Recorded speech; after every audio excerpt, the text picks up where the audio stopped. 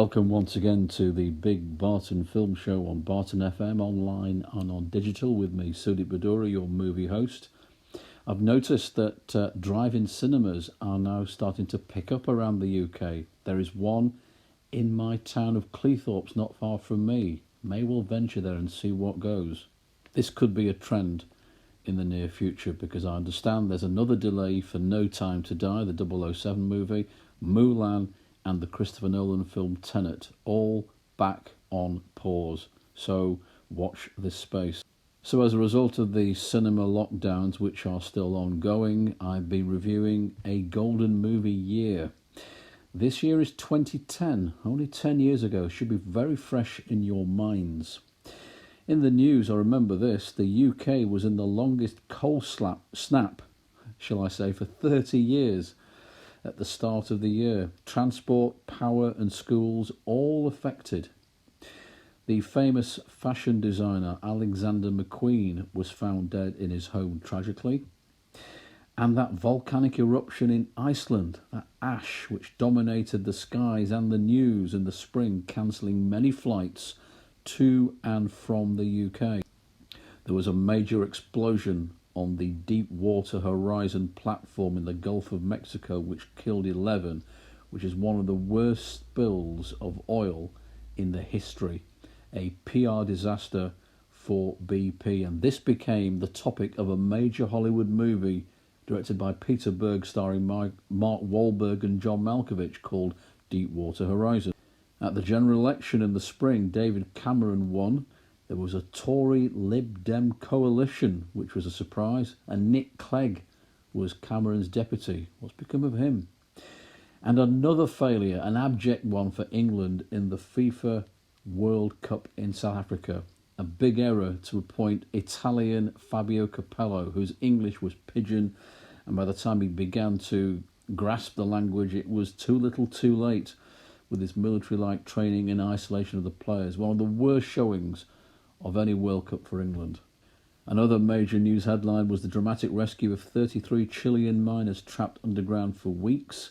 Prince William announced that he would marry Kate Middleton in 2011. And WikiLeaks founder Julian Assange was fighting extradition to Sweden over alleged sexual assault charges. At the cinemas, well, there was yet another version of Robin Hood with Russell Crowe and Cate Blanchett. Why another? The trend didn't stop. There was another one 2 years ago. Please stop. Christopher Nolan baffled us with the intriguing thriller Inception, which has to be watched at least on 2 occasions, with Leo DiCaprio. It was a great year for animation. Tangled, Megamind, How to Train Your Dragon and Despicable Me all did well in the box office. There were macho movies for men, including The A-Team and The Expendables, leaving your brain at home time. Emma Stone was raising her A-list stock with the very funny college drama comedy Easy A. And this actually just missed out on my top 10, as did Michael Cera in the highly amusing Scott Pilgrim versus the World, made by our own Edgar Wright.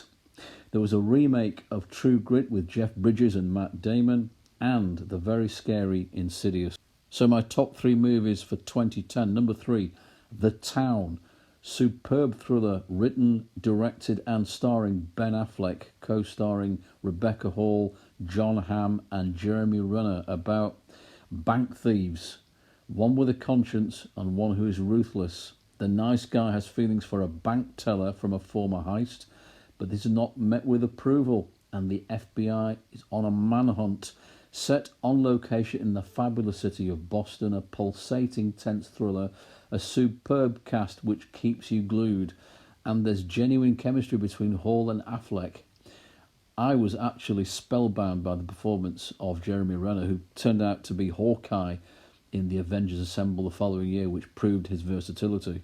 Number 2, The Social Network, made by top director David Fincher.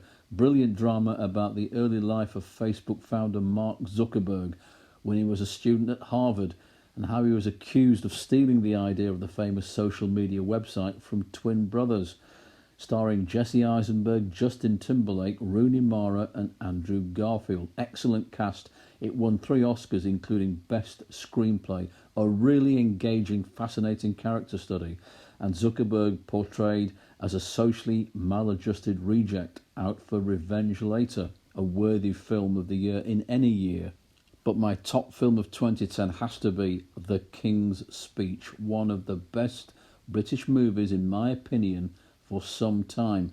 Made by Tom Hooper, who tragically let himself down and the country with Cats last year, starring Colin Firth, Helena Bonham Carter, Geoffrey Rush and Guy Pearce. Winner of 4 Oscars, including Best Film, Best Actor Colin Firth, and he was totally deserved. So before the outbreak of World War II, King George VI and his impromptu ascension to the throne after the death of his father George V, and the abdication of Edward VIII after the Mrs. Simpson scandal. But he has a problem. He stammers, he stutters, so his lovely wife hires famous speech therapist Lionel Logue, and the rest is history. A real heartwarming, brilliant comedy drama, and Firth is absolutely majestic in the role and magnificent as a thespian. My film of 2010, The King's Speech.